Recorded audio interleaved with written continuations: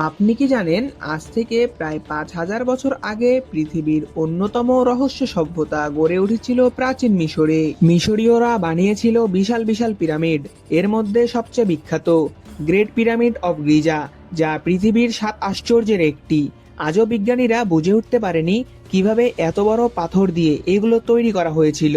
মিশরীয়রা বিশ্বাস করত মৃত্যুর পরেও জীবন আছে, তাই তারা রাজা বাদশাদের দেহ সংরক্ষণ করত, যাকে বলা হয় মমি। তারা প্রথম ব্যবহার করে ছবি দিয়ে লেখা হায়ারোগ্লিফিক। এছাড়াও তারা ছিল দক্ষ গণিত, চিকিৎসা আর জাতিবিদ্যায়। নীল নদ ছিল তাদের জীবনের প্রাণ। চাষাবাদ, খামার, ব্যবসা সবকিছুই নির্ভর করত এই নীল নদের ওপর। মিশরের শাসকদের বলা হতো ফারাওরা। মানুষ তাদের প্রায় দেবতার মতো সম্মান করত।